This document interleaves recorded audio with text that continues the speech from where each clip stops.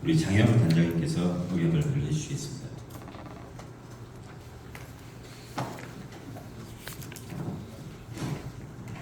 안녕하십니까. 문화예술 특화사업단의 단장 장현우입니다. 반갑습니다.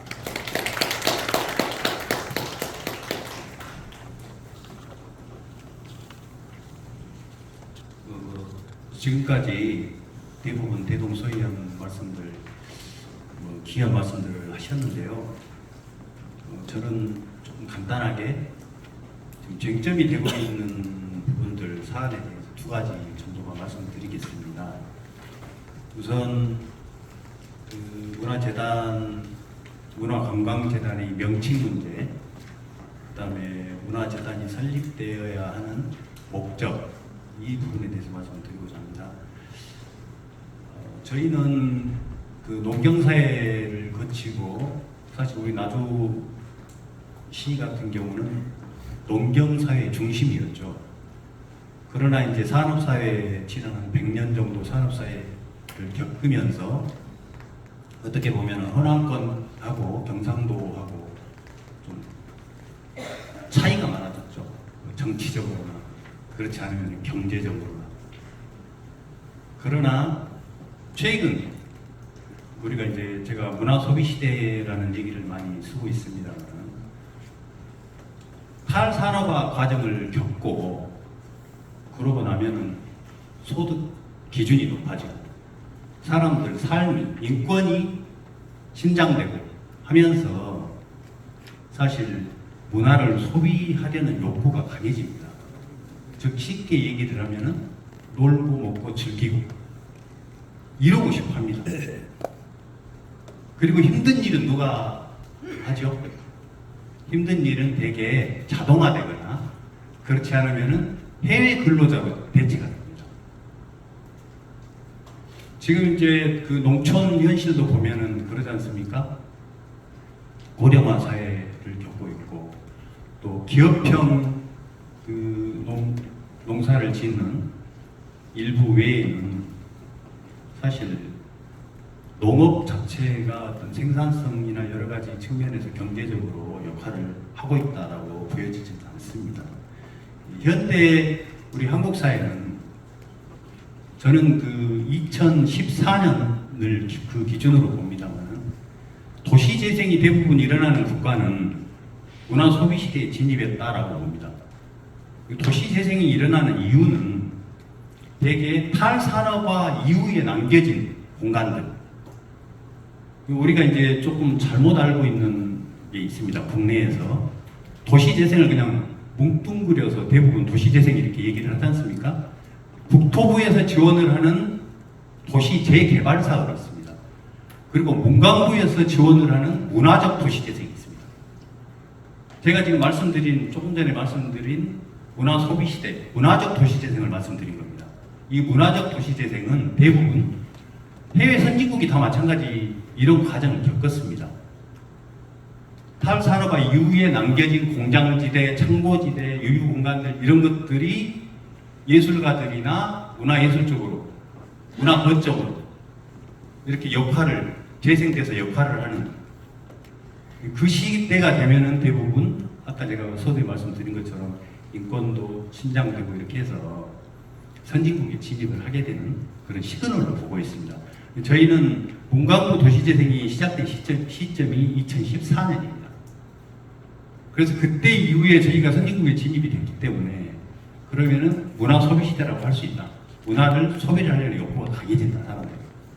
자, 그건 무슨 얘기냐면은,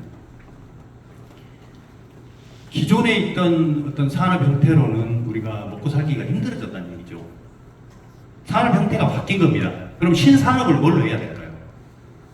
고부가가치 산업, 예를 들어서 AI랄지 최근에 배터리 산업이랄지 이런 거 외에는 문화예술 활동을 통한 관광산업이 필요합니다. 우리가 관광 트렌드도 굉장히 많이 변했거든요. 예전에 80년 후반 그 해외여행 자율화되고 그러면서 그 이전에는 우리 해외여행 못 갔었죠. 가려면 암기부에 가서 교육받고 가고 그랬지 않습니까? 해외여행이 자율화된 이후에 우리 국내 우리 국민들이 어떻게 됐습니까?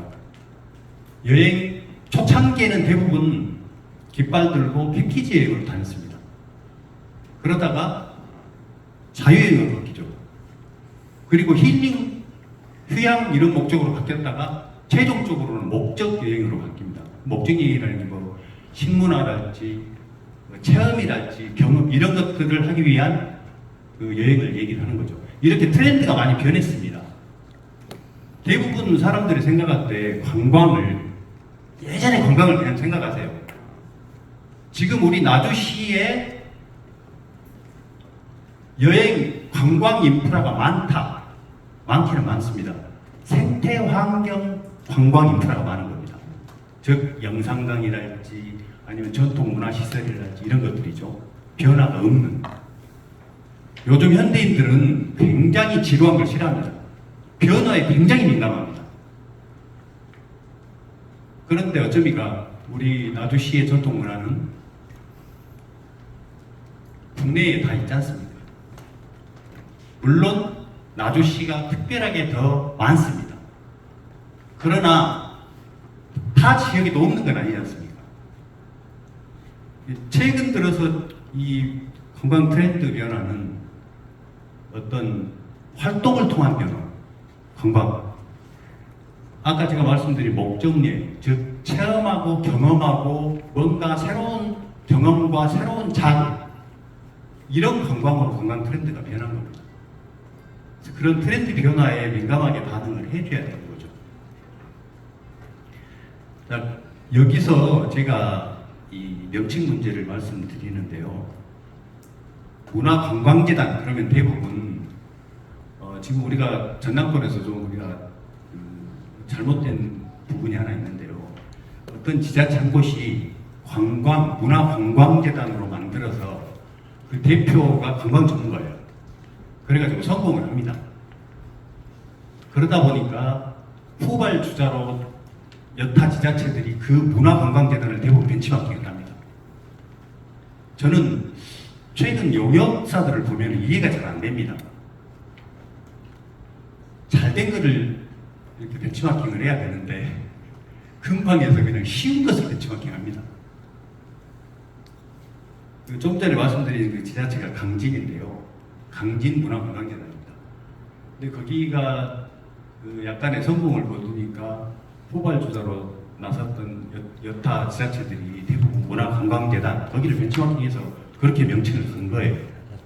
또 한 가지는 지금 문화관광재단이라는 명칭을 쓸 때는 대부분 어떤 놀이시설이나 관광에 한정된 어떤 섹터를 운영하기 위한 그런 이 집단으로 이 관광재단이라는 걸 만들어서 보통 사용을 합니다.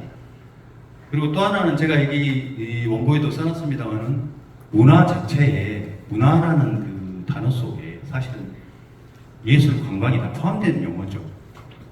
만약에 문화관광재단 그러면은 관광은 물론 부각됩니다만 예술은 어디 갔습니까? 문화예술. 그렇다면 문화예술관광재단이 이래야 됩니까? 그거보다는 문화재단이 적합하지 않나 저는 그렇게 생각을 하고 있습니다. 그리고 이 문화재단이 설립돼야 되는 목적인데요. 아까 저기 백 대표님께서 말씀을 하셨는데 요즘은 선택이 아닙니다. 문화재단이 필수가 된 이유가 있습니다. 우선은 문화소비 시대에 관광과 융합된 신산업을 위해서 필요한 거고요. 지금 미래 성장 동력으로 문화예술 관광을 강조할 수밖에 없습니다. 그래서 모든 지자체가 문화재단을 만들려고 하는 것입니다. 그리고 두 번째는 지금 현재 국가의 공모사업이나 이 문광부에서 하고 있는 문화예술 관련 사업들이 재단을 다 협상 테이블로 하고 있습니다. 그래서 재단이 없는 경우는 거기에 참여를 못하는 거죠.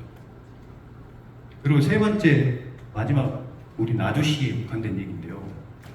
여러분도 잘 아시겠지만 행정에서 이 각 부서 간 융합이 잘 안 됩니다. 예를 들어서 어떤 각 사업별로 여러 부서가 융합돼서 시너지를 낼 수 있어야 되는데 그런 부분들이 좀 취약합니다. 그래서 그런 어떤 사업별 융복합 시너지를 위해서 컨트롤 타워가 필요하다.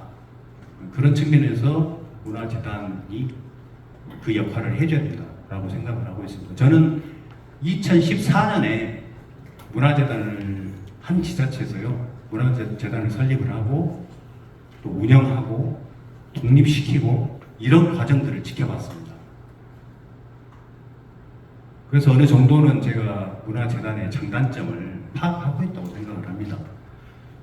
근데 저희 특히 우리 나주시에서 현재 도시재생 이후에 남겨진 유휴 공간들, 그 다음에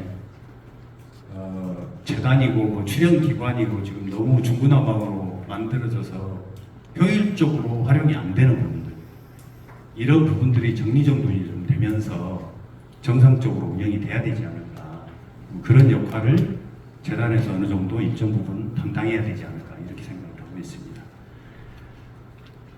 이 문화재단 설립은 나주시 문화예술 활동을 지원하며 문화 거점을 체계적으로 관리하고 활용함으로써 나주시의 문화적 자원을 발전시키고 시민의 문화적 삶의 질을 향상시키는데 기여한다고 생각합니다. 문화 소비 시대의 문화재단 설립은 현대 한국 사회에서 선택이 아닌 필수라고 생각합니다. 시대 변화와 트렌드를 따라가지 못하면 인구 절벽 시대를 앞두고 있는 기초지자체는 존치 여부를 걱정해야 하는 심각한 상황입니다.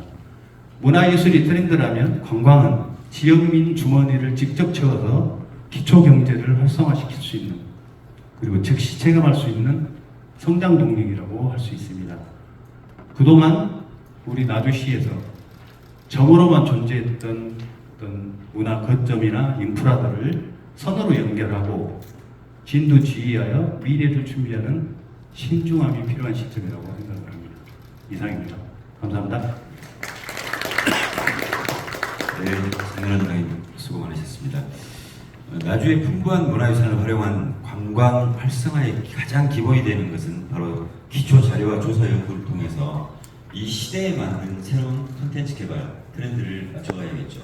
우리 나주시에도 여러 가지 문화유산이 있고 그 문화유산을 전통 그대로 방식으로 관광 활성화에 접목한다면 과연 그것이 실용적일까요? 예를 들어서 서울에서 기와집, 초가집을 볼 수 있는데 나주에 기와집, 초가집이 있다. 그럼 과연 그 기와집, 초가집을 보러 오겠습니까?